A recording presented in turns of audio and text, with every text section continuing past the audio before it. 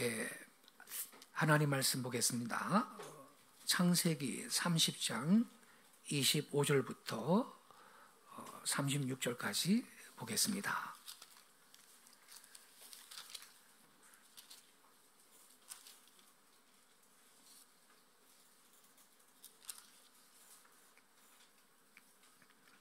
(25절부터) 36절까지 저와 함께 한 절씩 교독하시겠습니다. 제가 먼저 25절을 읽겠습니다. 라헬이 요셉을 낳았을 때에 야곱이 라반에게 이르되 나를 보내어 내 고향 나의 땅으로 가게 하시되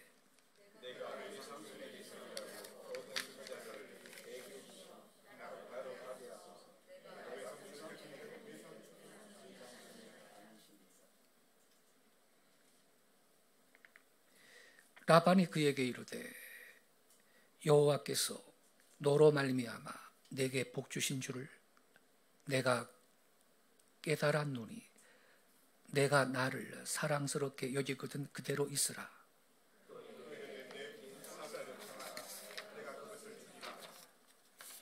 야곱이 그에게 이르되 내가 어떻게 외삼촌을 섬겼는지 어떻게 외삼촌의 가축을 쳤는지 외삼촌이 아시나이다.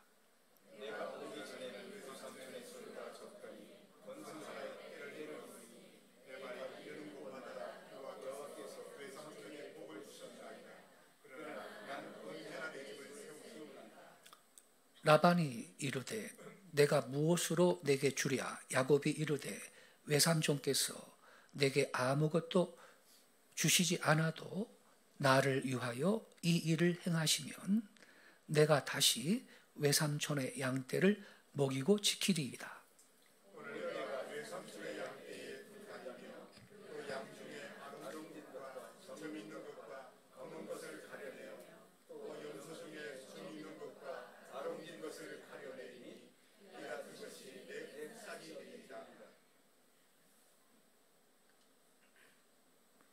후일에 외삼촌께서 오셔서 내 품삯을 조사하실 때 나의 의가 내 대답이 되리이다. 내가 혹시 염소 중 아롱지지 아니한 것이나 점이 없는 것이나 양 중에 검지 아니한 것이 있거든 다 도둑질한 것으로 인정하소서. 그날에 그가 숫 염소 중 얼룩무늬 있는 것과 점 있는 것을 가리고 암염소 중 흰바탕에 아롱진 것과 점 있는 것을 가리고 양 중에 검은 것들을 가려 자기 아들들의 손에 맡기고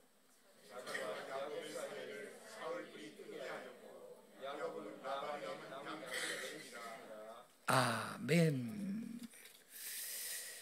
오늘 아침 함께 읽은 이 본문 말씀을 중심으로 재물과 신앙 이러한 제목 아래 말씀을 드리겠습니다. 우리가 읽은 이 창세기 30장에는 야곱이 재물을 얻고 거부가 된 내용이 기록이 되어 있습니다. 먼저 야곱은 외삼촌 사는 밧단 아람 지방으로 건너가서 거기에서 혼인을 했는데 두 아내를 얻었습니다. 두 아내를 위해서 7년씩 14년을 노동을 했고 외삼촌의 두 딸 레아와 라헬을 아내로 얻게 되었습니다. 원래는 이 야곱이 아내를 둘씩이나 취하려는 목적이 없었죠.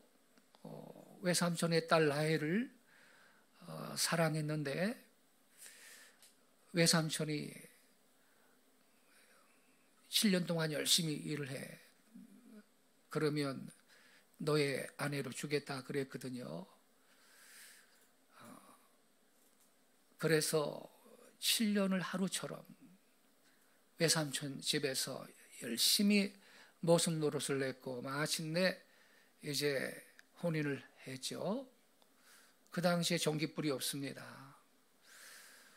첫날 밤 지나고 아침에 보니까 언니 레아예요. 자기는 동생 라헬을 사랑했는데 외삼촌 이런 법이 어디에 있어요?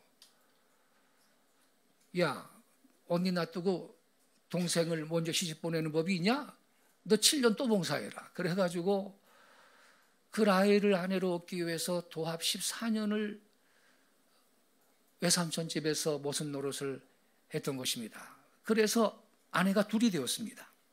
그 다음에 자녀를 얻었습니다. 자녀를. 먼저 언니 레아를 통해서 4명의 아들을 낳았고 그 다음에 레아와 라헬의 몸종들을 통해서 또 2 아들씩 낳았고 다시 레아를 통해서 2 아들과 1 딸을 낳고 마지막에 라헬을 통해서 요셉을 낳았습니다. 막판에 11번째 아들 요셉을 자기가 원래 사랑했던 라헬을 통해서 얻게 되었습니다. 그러니까 야곱은 요셉을 사랑할 수밖에 없었습니다.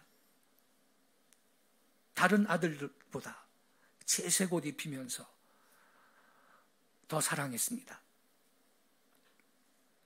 그래서 11 아들과 1 딸을 낳고 밧단 아람을 떠나서요 이제 고향으로 돌아가게 되었습니다.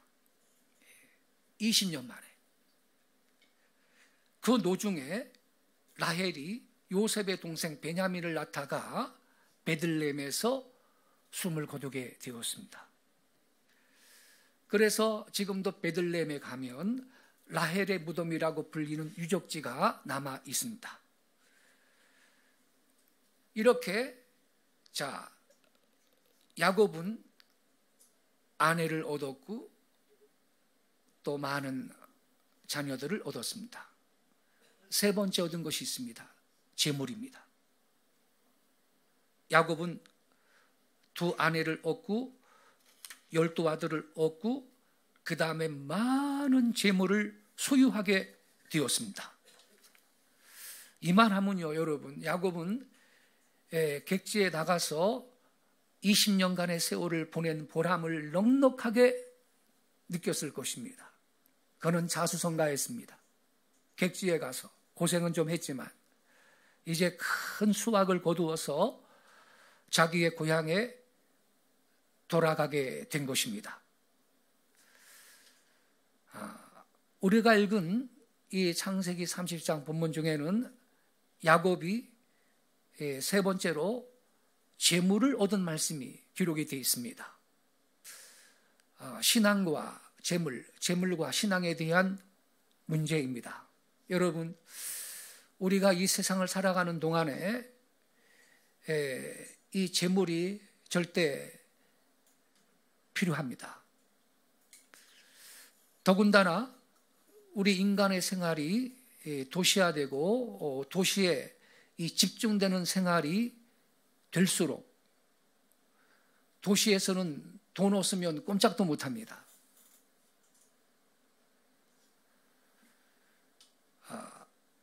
돈은 꼭 필요한 것입니다.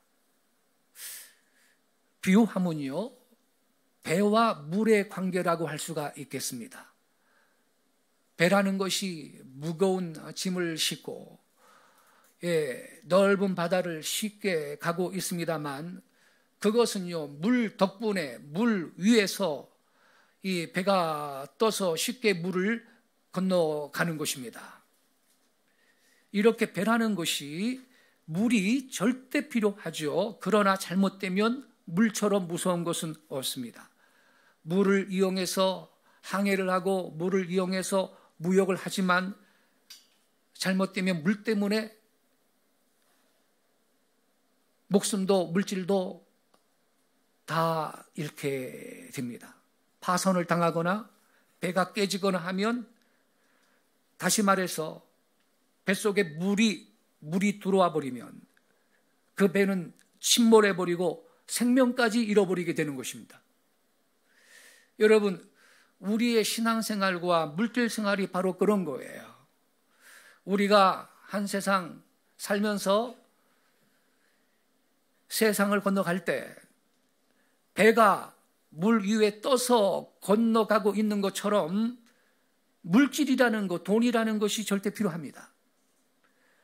물질을 이용해서 인간의 모든 생활을 영위하고 있는 것입니다. 세상 생활만 그런 게 아닙니다. 하나님의 사업도 마찬가지인 것입니다.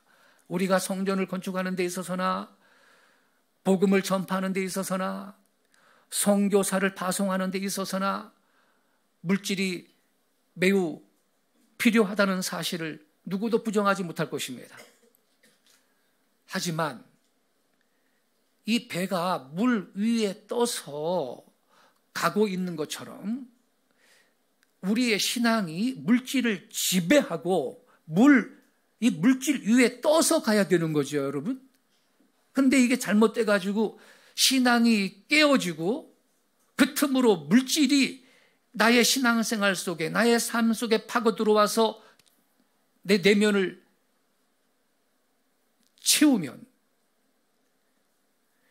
물이 뱃속에 들어가는 모양으로 결국 배가 파손당해버리고 우리의 신앙생활이 멸절해지고 마는 것입니다. 그런 거로 우리는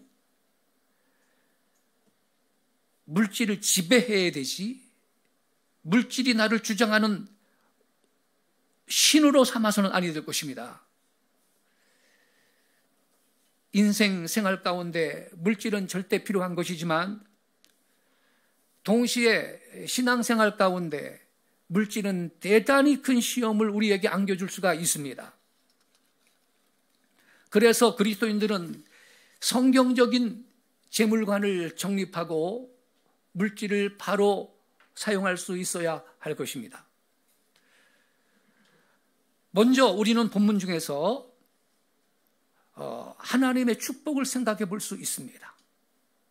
야곱이 빈손 들고 객지에 나갔지만 이제 말씀드린 것처럼 2 아내를 얻게 되고 11 아들을 얻게 되고 또 그 다음에 큰 재물까지 얻게 되었는데 아무것도 없는 그저 개나리 보침 하나 들고 외삼촌 집에 갔던 이 야곱이 굉장한 재물을 소유하게 되었습니다. 본문을 보면 야곱이 14년 동안에는 2 아내를 얻기 위해서 일을 했고 그 다음 나머지 6년 동안에는 자기 재산을 모으기 위해서 모순살이를 했습니다. 그 다음에는 우리가 읽은 이 본문에 보면 야곱이 재물을 얻는 방법까지 나와 있습니다, 여러분. 야곱의 처가에 있던 실한 가축은 다 야곱의 것이 되었고 약한 것은 자기 장인의 것이 되어버렸습니다. 자기 외삼촌한테 양떼 중에 아롱진 것과 점 있는 거 검은 것을 가려내고 염소 중에 점 있는 거 아롱진 것 가려낼 것인데 이것이 내 품삯이 된다고. 근데 나중에 보니까요 아롱진 거 또 양 중에 아롱진 거 검은 거 점 있는 거 이런 새끼들만 막 나는 거예요. 그러니 야곱은 재산이 늘 수밖에 없는 거죠. 급속하게 재물이 늘어가 버립니다. 하나님의 큰 축복을 받아서 야곱이 어떻게 그렇게 거부가 되었나? 하나님의 큰 축복을 받아서 그렇게 많은 재산을 소유할 수 있게 되었다라는 것을 본문이 우리에게 가르쳐주고 있습니다. 여러분, 기독교 바깥에서도요, 안 믿는 사회에서도 옛날부터 이런 말이 있습니다. 천석군은 제 인이요, 만석군은 제 천이다 그랬습니다. 천석군, 농사꾼이 말이죠. 천석군 정도 되는 것은 자기가 열심히 노력하면 가능하다는 겁니다. 근데 만석군 정도의 부자는 하늘이 허락해야 된다는 겁니다. 이런 말도 있습니다. 소부는 제 인이요, 대부는 제 천이다. 작게 부자가 되는 것은요, 부지런하게 열심히 살고 열심히 뛰면 누구든지 자기의 먹고 마시고 입고 하는 것은 넉넉하게 얻을 수가 있다. 소부는 다 될 수 있는 거다. 하지만 큰 부자가 된다는 것은 하늘에 있다.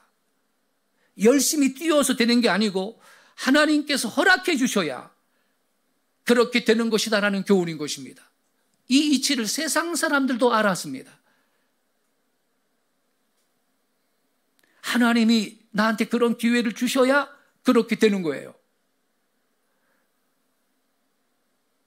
세상 사람들도 그러한 이치를 말했는데 하물며 성경의 거룩한 도리 가운데 볼 때 하나님께서 복을 주시지 않는다면 사람이 어떤 것도 할 수 없다는 것을 우리는 고백하지 않을 수가 없는 것입니다.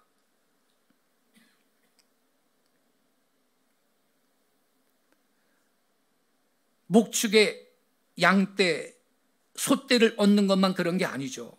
인생의 재반사가 모두 하나님께서 허락하시지 않는다면 우리가 하나님의 축복을 받지 않고는 도저히 안 된다는 것입니다. 예를 들어 농사꾼이요, 아무리 애를 써서 모를 심고 아무리 애를 써서 약도 치고 밭에 나가 일을 한다 하더라도 비가 잘 오지 않는다면, 메뚜기 떼가 휩쓸고 한번 지나간다면, 저 중동 지방에는 무섭죠. 메뚜기 떼 완전히 거들나는 겁니다. 또 벌레가 먹어버린다면, 갑자기 우박이 내린다면 그거 동그랗게 잘 열려서 곧 출하할 건데 배구 사가고 이건 뭐 완전히 망하는 겁니다. 어떤 재앙이 와버리면 이게 안 되는 거예요. 농사만 그렇습니까? 예컨대 공장을 운영하고 큰 물건을 만드는 분들도 마찬가지입니다. 아무리 힘써서 아무리 지혜 있게 하더라도 시세가 잘못되면 망하는 겁니다. 제가 지금 시세라 그랬어요. 언젠가 말씀드렸죠. 우리 교회가 부천에 있을 때인데 우리 사택 옆에 상가에 어떤 분이 가게를 인수해가지고 인테리어를 새로 하고 있더라고요. 무슨 가게가 들어오나 제가 유심히 봤는데 식당을 준비하고 있더라고요. 식당을. 근데 나중에 식당 간판 거는 거 보니까 오리구이 집이에요. 예, 오리구이, 뭐 오리백숙 그런 거예요. 식당 이제 간판까지 걸었거든요. 그러면 본격적으로 장사 시작하면 되잖아요, 이제. 근데 그 다음 날 조류독감, 이게 뉴스에 나와버린 거예요. 온 우리나라가 조류독감 때문에 오리구, 닭이구 다 폐사시키고 말이죠. 파리만 날렸어요, 몇 달 동안. 결국 그 가게 간판 걸고 장사도 못하고 망했습니다, 그 사람. 제가요, 그 모습을 보고, 일을 어쩌나. 저 사람 저 인테리어 비용만 하더라도 보통 무슨 1억이 보통이에요. 인테리어만 하나 제대로 하려면. 너무 안 된 거예요. 너무 불쌍한 거예요.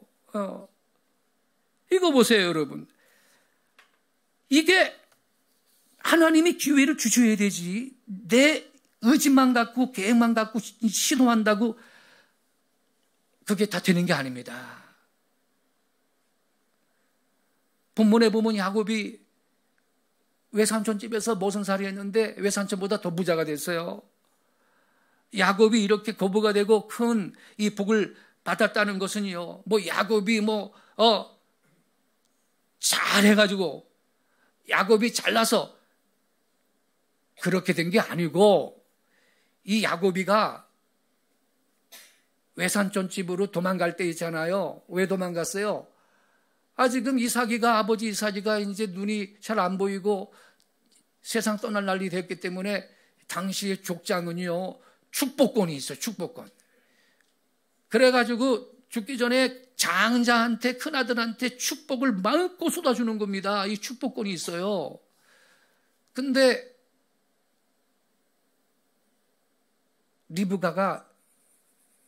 엄마 리브가가 야곱을 더 사랑했어요. 둘이 쌍둥이인데, 에서하고 야곱이. 야, 네 아버지가 이제 축복을 하려 그런다. 네가 들어가서 대신 받아라. 변장을 다 씻지고, 에서는 털이 많았대요. 그래가지고 몽땅 축복 기도를 가로챘잖아요. 나중에 에서가 이걸 알고 아버지 나도 좀 축복해 주세요. 아니야, 다 줬어. 이제 너한테 줄 게 없어. 그래가지고 동생 야곱을 죽이려고 그러니까 이 야곱이 외삼촌 집 향해 가지고 맞단 아람으로 도망가지 않습니까? 그때 베델 광야에 해는 지고 깜깜한 밤이 되었는데 거기 무슨 요간이 있습니까? 광야에 그냥 땅바닥에 들어 놓아가지고 돌을 베개로 삼고 들어 놓여 있는데 얼마나 처량해요. 하늘에 별은 총총 떠 있는데 내 미래가 어떻게 될 건가? 고향이나 다시 올 수나 있나 모르겠다. 굶어 죽지는 않을까? 별 생각 다 하고 있는데 그러다 잠이 들었죠. 근데 사닥다리가 하늘에서 땅으로 딱 연결이 되어 있는데 그 꼭대기에 하나님이 계셔가지고 내가 너를 버리지 않고 너를 떠나지 않겠다. 내가 너에게 허락한 것을 이루기까지 너와 함께 하겠다. 약속하셨죠. 먹을 것과 입을 것도 줄 것이라고 다 약속하신 거죠. 하나님이 그 베델 광야에서의 약속을 야곱한테 지켜주신 거예요. 야곱이 지가 잘나가지고선 부자 된 게 아니다 이 말이에요. 그래서 야곱이 이런 큰 재물을 얻고 고향으로 마침내 돌아가게 된 것입니다, 여러분. 그래서 본문이 우리한테 주는 교훈은 뭐냐? 재물은 하나님께서 복으로 야곱한테 주셨다.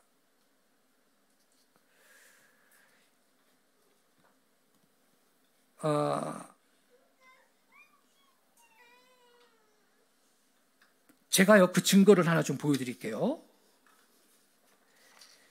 시편 127편 1절을 보겠습니다. 자막 좀 띄워주세요. 시편 127편 1절 2절까지 약간 뒤에 있는데 시편 127편 1절 2절 자막 떴지요? 우리 같이 읽겠습니다. 시작. 여호와께서 집을 세우지 아니하시면 세우는 자의 수고가 헛되며 여호와께서 성을 지키지 아니하시면 파수꾼의 깨어 있음이 헛되도다. 너희가 일찍이 일어나고 늦게 누우며 수고의 떡을 먹음이 헛되도다. 그러므로 여호와께서 그의 사랑하는 자에게는 잠을 주시는도다.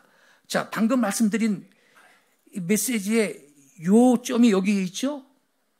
여호와께서 집을 세우지 않으면 세우는 자의 수고도 헛수고고 여호와께서 하나님께서 성을 지켜주지 아니하면 파수꾼의 깨어있음도 헛수고고 2절에 보세요. 너희가 일찍 일어나고 늦게 누우며 수고의 떡을 먹음이 헛되도다.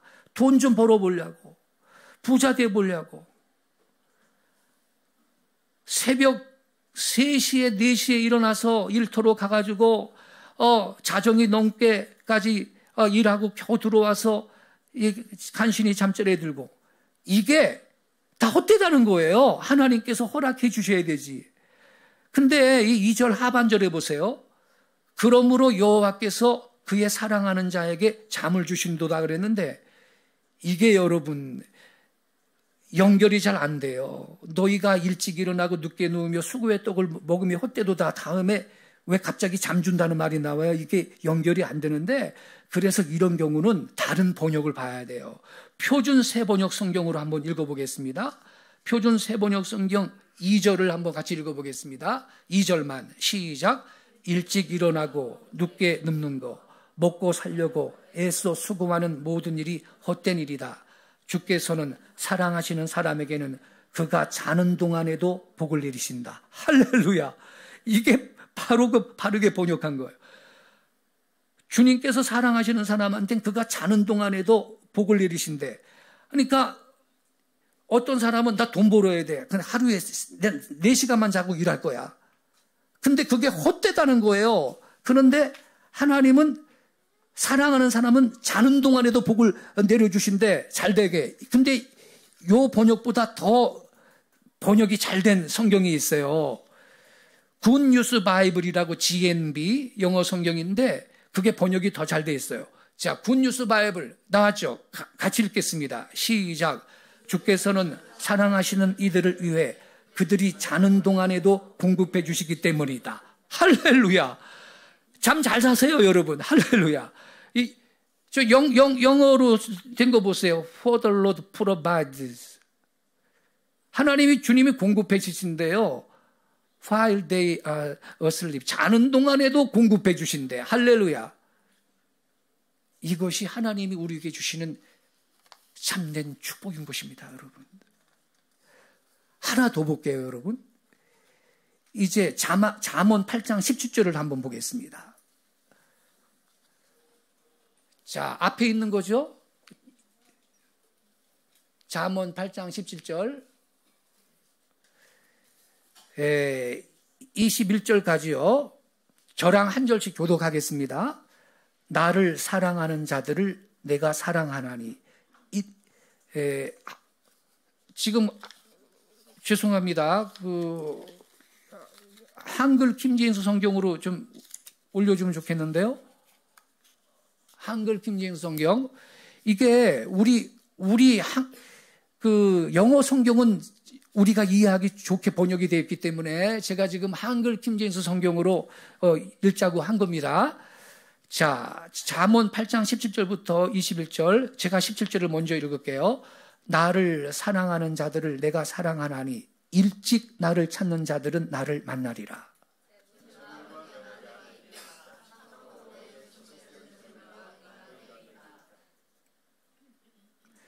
내 열매는 금보다 낫다. 참으로 정금보다 낫다. 그리고 내 소출은 최상품의 은보다 낫다.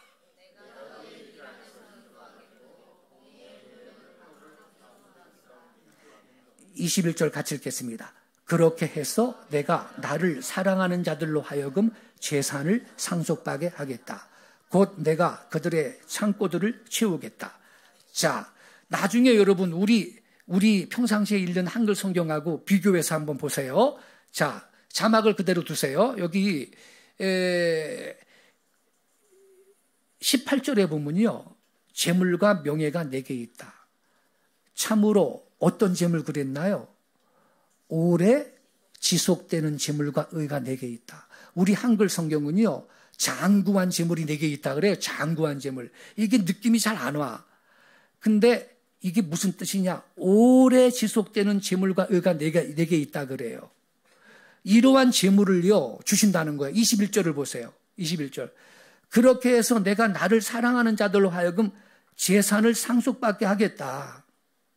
이게 곧 내가 그들의 창고들을 채우겠다 그랬는데 여러분 저 18절에 오래 지속되는 재물 요거 잘 보셔야 돼요. 자, 제가 한번 질문하겠습니다. 내가 돈 많이 벌어가지고 지금 재산이 100억이에요. 100억. 근데 내 아들한테 물려줬어요. 근데 그 아들이 다 말아먹었어. 알거지 됐어요. 그래가지고. 오래 지속되는 재물입니까? 아니에요. 한 가지 더 말씀드리겠습니다. 내가 열심히 돈 벌어서 나이 50살에 억대 부자가 됐어요. 열심히 돈 벌어가지고 50살에 억대 부자가 됐어요. 재산이 수십억이요. 그런데 뭐 증권도 하고 어디 투자도 하고 근데 시세를 또 잘못 만나 그래가지고서는 쉬운 5살에 부도 나고 망했어. 그 오래 지속되는 재물입니까? 아니에요. 하나님은 저와 여러분의 삶 가운데 재물을 주실 바에야 오래 지속되는 재물을 주기를 원하시는 좋으신 하나님이신 것을 믿으시기 바랍니다. 이게 참된 축복으로 받는 재물인 거예요.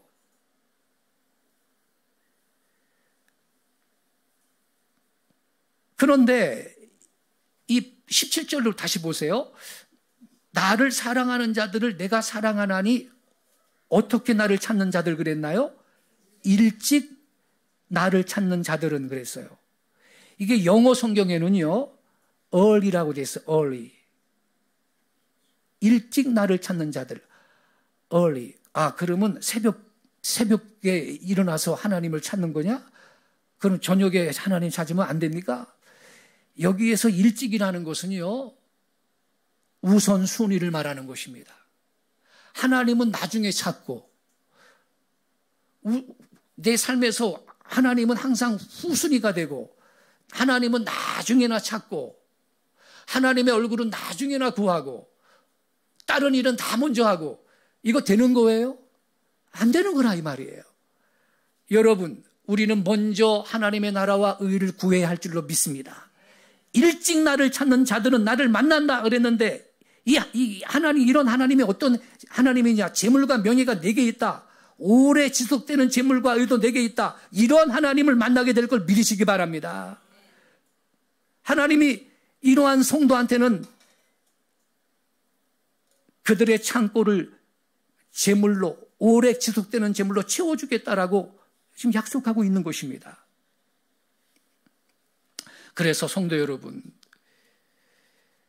농부가 말이죠, 아까 말씀드렸듯이 열심히 모 심고 논에다 물 대주고 말이죠, 약 뿌리고, 그거 노력만 갖고 소출을 거두는 게 못 된다 그랬죠. 하나님께서 때를 따라 햇빛을 내려주시고 비를 내려주시기 때문입니다. 그런데 사람들은요, 이걸 몰라. 내 능력으로 이렇게 부자 됐다고 생각하는 거예요. 우리 신명기 8장 17절 18절 말씀을 좀 보겠습니다. 아까 그 자막 앞쪽에 있어요. 방송실 신명기 8장 17절 18절. 자, 우리 같이 읽겠습니다. 시작. 그러나 내가 마음에 이르기를 내 능력과 내 손의 힘으로 내가 이 재물을 얻었다 말할 것이라. 내 하나님 여호와를 기억하라. 그가 내게 재물 얻을 능력을 주셨습니다. 누가 우리에게 재물을 얻을 능력을 주셨다고 말하고 있나요? 하나님이. 아멘이십니까? 예. 여러분, 그러니까 하나님을 경외하고 사는 사람은요, 하나님이 잠을 자는 동안에도 그가 필요한 걸 공급해 주신다고 성경에 써 있죠. 우리가 이렇게 풍성한 삶을 누려야 될 줄로 믿습니다. 네. 여러분, 우리 인간들이 매일같이 생명의 능력을 받아 활동할 수 있는 것은 오직 하늘에 계시는 우리 하나님께서 주시는 은혜로 말미암은 것입니다. 그러므로 우리는 언제나 그 은혜를 감사하는 정신을 잊어버려서는 아니 될 것입니다. 혹은 생각하기를 내가 오늘날 이만한 재산을 가진 것은 내 힘과 내 지혜와 내 노력으로 얻은 것이다. 그런즉 내 마음대로 쓰지 못할 이유가 어디 있겠느냐 할 수도 있겠지요. 그러나 그런 생각은 틀린 것입니다. 부자는요, 하나님께서 맡겨주신 재물의 관리자에 불과한 것입니다. 그런 거로 자기의 정욕을 채우거나 자기 만족을 위해서 그 귀한 재물을 함부로 낭비할 수가 없습니다. 만약 그렇게 한다면 하나님께서는 그런 사람한테 오래 지속되는 재물을 주시지 않습니다. 거둬가실 것입니다. 어떻게 그런 사람한테 오래 지속되는 재물을 계속 맡길 수가 있겠습니까? 하나님은 우리에게 재물을 주실 때 오래 지속되는 재물을 주기를 원하시는 좋으신 하나님이신 것입니다. 우리 그리스도인들이 믿음으로 바르게 살면 오늘보다 내일이, 금년보다 명년이 더 좋아질 줄로 믿습니다. 영육간에 우리는 풍성한 삶을 누리게 될 것입니다. 구워줄지라도 꾸지 않게 하실 것입니다. 둘째로 말씀드리고 싶은 것은 이러한 하나님의 축복을 받을 수 있는 자세입니다. 어떻게 해야 우리가 하나님께서 주시는 이와 같은 복을 받을 수가 있을까? 신약성경 마태복음 10장에 보면요, 우리 예수님께서 제자들을 파송하실 때 하신 말씀이 있습니다. 이런 말씀입니다. 그 집에 들어가면서 평안하기를 빌라. 그 집이 합당하면 너희 빈 평안이 거기 임할 것이요. 만일 합당치 아니하면 그 평안은 너희에게 돌아올 것이니라 그랬어요. 헬라 성경에 보면 평안의 아들이 있으면 거기에 평안이 임할 것이고 평안의 아들이 없으면 너희에게 평안이 돌아온다 이렇게 되어 있습니다. 평안의 아들, 하나님의 축복의 아들이 그 집에 있으면 축복을 받을 거고 너희들이 빈 복을 그가 받을 거고 축복의 아들이 없으면 그 축복은 튀겨서 돌아와가지고 오히려 복을 빈자한테 돌아가고 만나는 말씀을 하신 것입니다. 다시 말씀을 드리면 하나님의 큰 축복이 임하여 오지만은 그러나 누구든지 그 복을 간직하는 게 아니고 어떤 분은 그 축복을 간직하지 못하고 도로 축복을 방출해 버리고 어떤 분은 그 복을 간직할 수 없다는 말씀인 것입니다. 즉 하나님께서 우리에게 주신 은혜와 복을 간직할 수 있는 자세가 우리한테 필요한 것입니다. 우리가 어떻게 그 복을 간직할 수 있는가? 그러한 마음의 자세는 무언가? 어떻게 하면 하나님이 예비하신 복을 내가 받을 수가 있는가? 옛날 사람들은요, 뭐 단단한 땅에 물이 고인다나? 이런 말을 하면서요, 인색하고 구두쇠 노릇을 내야 돈을 모은다 그랬어요.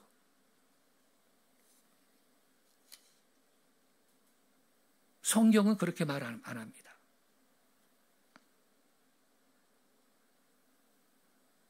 주라 그리하면 줄 것이니 곧 후히되어 흔들어 누르고 넘치도록 해서 너희한테 도로 안겨준다고 예수님이 말씀하셨습니다. 우리가 돈을 낭비하는 건 좋지 않습니다. 그러나 뭐 단단한 땅에 물이 고인다는 그러면서 뭐 구두쇠처럼 인색하게 악착같이 모아야 돈이 뭐 모인다고, 이것은 그 사상과 그 사람의 인격이 축복의 그릇이 아닌 것입니다. 어떻게 하면 하나님의 축복의 아들이 될 수 있을 것인가? 첫째로 물질의 주재권이 주님께 있음을 인정해야 할 것입니다. 주인 바꾸기 프로젝트, 이렇게 말합니다. 이것을 주인 바꾸기 프로젝트. 재물의 주재권은 하나님께 있음을 우린 인정해야 합니다. 그게 첫 번째 조건이 됩니다. 시편 24편 1절에 이런 말씀이 있습니다. 잘 들어보세요. 땅과 거기에 충만한 것과 세계와 그 가운데 사는 자들은 다 여호와의 것이로다. 하나님 거라 그랬어요. 땅과 거기에 충만한 거, 심지어 그 가운데 사는 자들도 하나님 거다 그랬고, 학개서 2장 8절은요 이렇게 기록되어 있어요. 은도 내 것이요 금도 내 것이니라. 만군의 여호와의 말이니라. 시편 50편 10절에는요 이런 말씀이 있어요. 12절까지. 이는 산림의 짐승들과 무산의 가축이 다 내 것이며 산의 모든 새들도 내가 아는 것이며 들의 짐승도 내 것이미로다. 12절은 우리 같이 읽겠습니다. 시작. 내가 가령 주려도 내게 이르지 아니할 것은 세계와 거기에 충만한 것이 내 것이미로다. 여러분, 이 성경의 말씀을 믿으십니까? 다 하나님 겁니다. 세계와 그 가운데 있는 만물은 다 하나님 겁니다. 그분이 창조하셨고 또 붙드시니 아무것도 그 그분의 것이 아닌 게 없습니다. 그렇지만 하나님께서는 이 모든 만물을 우리 인류한테 맡기시고 분부하시기를 정복하라, 다스려라 그랬습니다. 그런 거로 인류는 만물의 관리자로서 이것들을 운영할 수 있는 권리만 가졌지 만물의 소유주는 여전히 하늘에 계신 하나님이신 것을 믿으시기 바랍니다.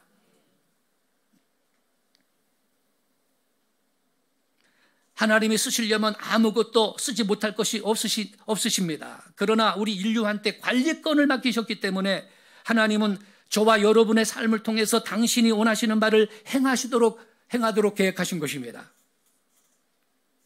그런 거로 우리는 하나님의 뜻을 따라 가난한 자, 불쌍한 자들을 돌보며 사회적 약자들한테 구제의 손길을 내밀고 영혼을 구원하는 하나님의 복음 사업을 위해서 희생하며 물질을 주님께 드릴 의무가 있는 것입니다. 하나님께서는 우리에게 지혜와 힘을 주시고 또 기회를 주셔서 우리로 하여금 재물을 얻을 수 있도록 하십니다. 아까 읽었죠? 내가 재물을 얻을 능력을 너희한테 주었다고.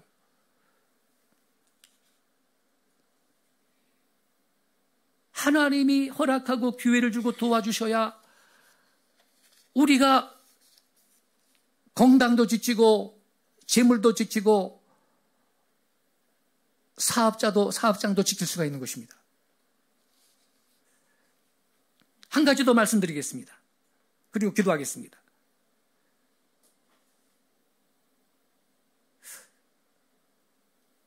만약에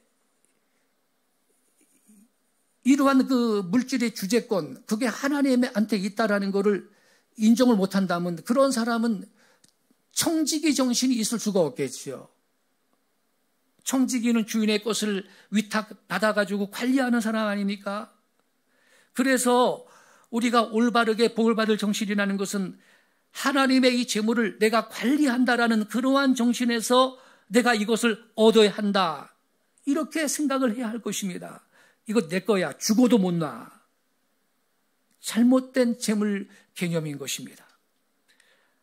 하나님의 것을 내가 맡았다.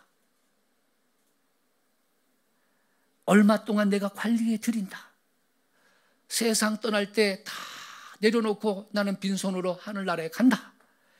이러한 정신에서 재물을 맡는 정신이 요구되는 것입니다. 어떤 부인이 있었는데요. 일생을 통해서 아주 자린고비처럼 아주 얼마나 고두센지 악착같이 돈을 모았는데 돈을 엄청 많이 모았습니다. 돈을 한 푼도 쓰지 않고 좋은 음식도 안 먹고 험한 식사하고 옷도 험하게 입고 돈을 굉장히 악착같이 절약하면서 모았습니다. 그런데 나이도 얼마 안 됐는데 50살 때 그만 병이 들어서 죽게 돼버렸습니다. 갑자기 죽게 되었는데 의사한테 가봐도 치료할 방법이 없습니다. 이 여자가 가만히 생각해 보니까 너무 억울한 거예요. 분했어요. 일생 동안 이 돈 모으려고 한 번 제대로 써보지도 못하고 어디 여행도 구경도 안 가고 좋은 음식도 안 먹고 그렇게 살았는데 죽게 되었으니 너무너무 원통한 거예요. 돈을 모아서 마음껏 좀 재미있게 쓰고 죽게 됐다면 덜 원통한테 말이죠. 그래서 이 부인이 어떻게 했느냐. 사람을 시켜가지고 은행에 가서 돈을 다 찾아오게 했습니다. 돈을 이렇게 산더미처럼 쌓아놓고 그 많은 돈을 다 불질러 버렸습니다. 잿더미로 만들어 버렸습니다. 그리고 젤을 갈아가지고 물에 섞어서 그 물을 들이마시고 죽었습니다. 이런 경우는 죽었다라는 말이 좀 타당하지 않은 것 같습니다. 뒤졌다고 해야 될 것 같습니다. 여러분, 이게 얼마나 우스운 이야기입니까, 여러분? 예? 그게 무슨 해결책이 되겠습니까? 아주 그릇된 생각이죠. 이 돈은 내 것이야. 내 돈인데 내가 쓰지 못하고 죽으니까 원통해. 그래서 그런 참 비정상적인 방법이 나왔던 거죠. 그 여자가. 하나님의 것인데 내가 맡고 있는 거다. 하나님의 뜻대로 이 재물을 쓴다 하면 어떻게 그러한 발상과 행동을 할 수가 있었겠습니까, 여러분? 신앙으로 돈을 관리하는 거. 그 다음에 돈을 모을 때 정당한 방법으로 돈을 모으는 거. 그 다음에 이 돈을 내가 하나님께로부터 받아가지고 맡아 있다. 이러한 개념으로 물질을 대하는 거. 이것이 돈에 대한 정당한 정신인 것입니다. 이것이 장구한 재물, 영어 성경에 뭐라고 써 있다고요? 오래 지속되는 재물, 더 증가하는 재물, 그러한 야곱처럼 그러한 은혜를 받을 수 있는 마음의 자세인 것입니다.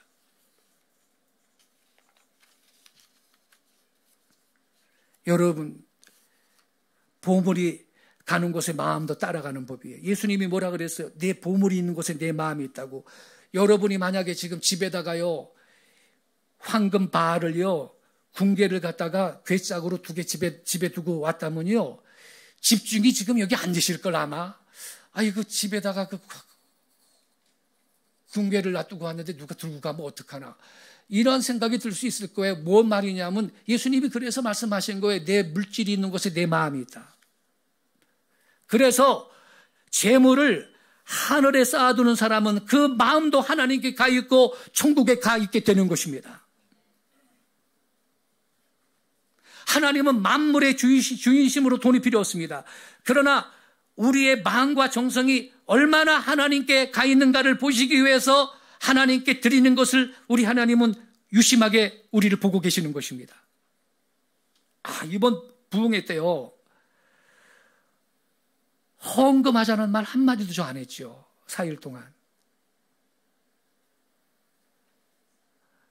다 자원해서 그냥 봉투를 올려놓으셨죠.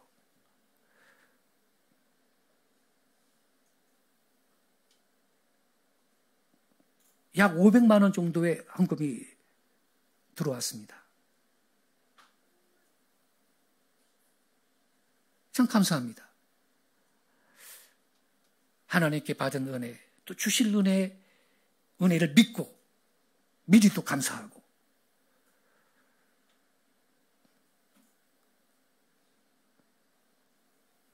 이러한 우리의 믿음 생활은 물질이 있는 곳에 마음이 있다고, 내 마음이 그만큼 능력이 하나님께 가 있는 것이죠.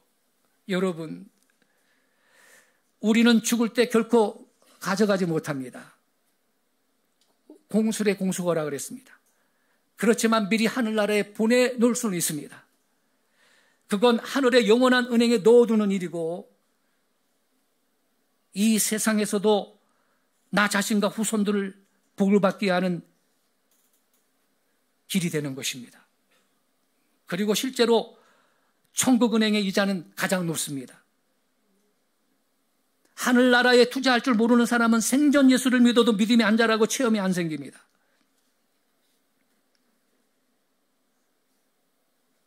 셋째로,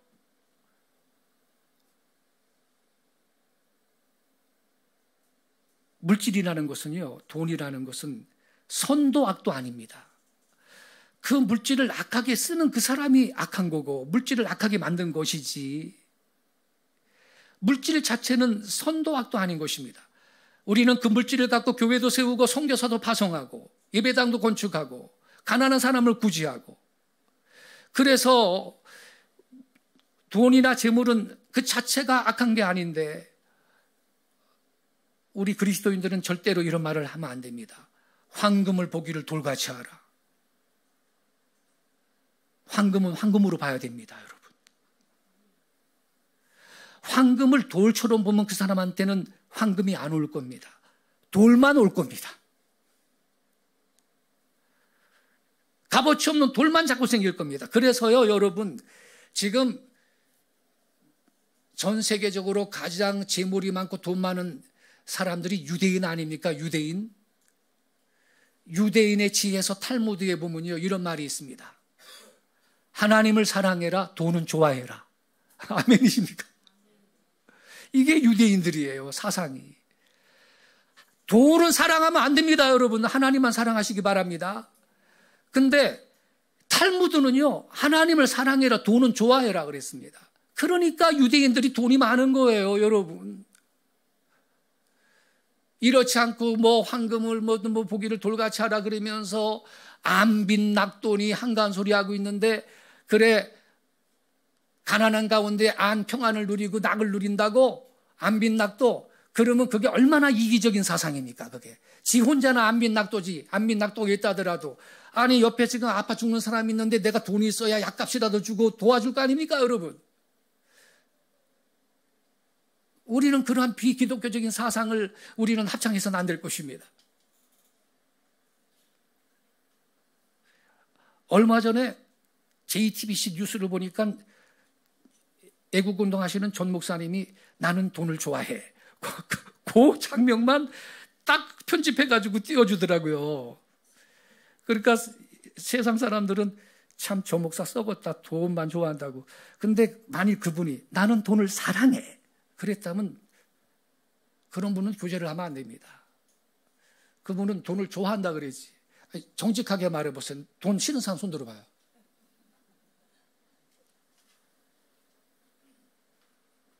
유대인들은 그러한 생각을 갖고 있단 말이에요. 하나님은 사랑해라, 돈은 좋아해라. 왜 좋아합니까? 우리는 그 물질로 하나님의 영광을 위해서 내가 쓰임받아야 할 것이기 때문에, 나 자신의 안일과 자기 만족을 위해서 돈을 추구하는 게 아니고, 우리가 그 물질로 하늘에 쌓아두는 부자가 되기 원한다면, 여러분 성경에 보세요. 아리마대 부자 요셉이 예수님의 시신을 자기가 준비한 무덤에 모셨지 않습니까, 여러분? 그가 거지였으면 무슨 그런 일을 할 수 있었겠어요?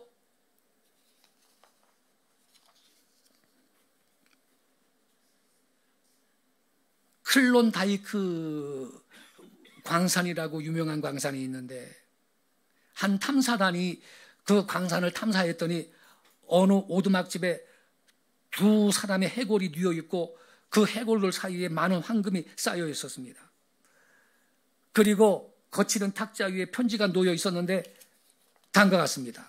그들은 금을 발견하려고 북쪽 땅을 찾아가서 많은 황금을 발견했으나 그곳에 추운 겨울이 빨리 온다는 것을 잊어버렸다. 어느 날 아침에 일어나 보니 눈이 쌓이고 폭풍이 몰아쳤다. 얼마간의 양식도 다 떨어졌다. 결국 많은 금덩어리 사이에서 굶어 죽고 얼어 죽었다. 그들은 금을 찾는 일에는 성공했지만 조만간 닥쳐올 겨울을 대비하지 못했던 겁니다. 여러분, 우리의 삶에도 우리의 앞에 죽음이라는 겨울이 닥쳐올 것입니다. 교회에 있을 때마다 청지기 정신을 갖고 물질의 주재권이 하나님께 있음을 인정하면서 꾸준히 하늘의 부활을 쌓는 지혜로운 성도들이 될 수 있기를 바랍니다. 여러분, 우리가 어떻게 재물을 대할 것이냐, 어떻게 하나님의 복을 받을 것이냐, 이건 중요한 문제가 됩니다. 첫째로, 세상 사람들도 천석군은 제1이고 만석군은 제1000이라 그랬는데, 그 재물이 크든 작든 나한테 물질이 들어왔다면 하나님이 내게 주신 축복인 것을 믿어야 할 것이에요. 작은 것에 감사하면 하나님은 더 큰 감사의 조건을 주실 줄로 믿으시기 바랍니다. 그리고 정당한 방법으로 하나님의 복을 받아야 할 거고, 그리고 우리는 정당한 방법대로 하나님께서 내게 주신 복을 사용해야 할 줄로 믿습니다. 재물만 그렇습니까, 여러분? 우리의 건강도 그렇고 우리의 재능도 그렇습니다. 우리의 가진 모든 것을 우리는 청지기 정신을 갖고 하나님 앞에 올바로 사용하게 될 때 그것만이 영원히 남을 겁니다. 한 번뿐인 우리 인생 꿈같이 지나갈 것입니다. 오직 하나님 영광을 위해, 주 예수를 위해 한 일만 영원히 남을 것입니다. 길이 빛나는 존재가 되고 길이 빛나는 아름다운 생이 될 수 있을 것입니다.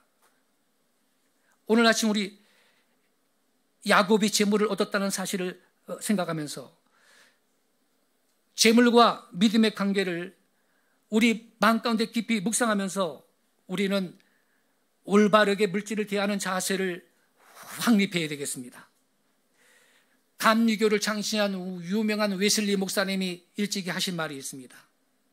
나는 너의 돈지갑이 회개하기까지 너의 회개를 믿지 않는다 그랬습니다. 돈에 대한 우리의 자세가 회개하기까지 우리는 참된 회개 열매를 맺지 못할 것입니다. 재물을 잘 쓰면 하나님께 기쁨과 영광이 되고 귀한 것이 됩니다. 그러나 그렇게 쓰면 오히려 화를 안겨주고 나뿐만 아니라 남들한테도 화를 주는 악한 물질이 될 것입니다. 하나님께서 우리에게 주신 바 우리의 모든 재물을 하나님의 뜻대로 올바르게 사용할 줄 아는 믿음을 가질 수 있기를 예수님의 이름으로 축원합니다. 기도하겠습니다.